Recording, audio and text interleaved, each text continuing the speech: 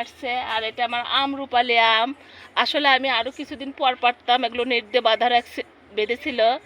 কাঠবিড়ালি এত নষ্ট করতেছে, তার সঙ্গে বানর একবারে বাগানে রাখতে দিচ্ছে না, ওই জন্যই কিন্তু আমি পেরে নিচ্ছি আর সেটাই আপনাদের সাথে শেয়ার করছি। আইবি বড়ম্মা, বাবা বানর সেই নষ্ট করতেছে ও আম, বেদনা, বড়ম্মার গাছে সব সবজি নষ্ট করতেছে আর সেটাই বড়ম্মা তুলতেছে। আলহামদুলিল্লাহ, মাশাআল্লাহ।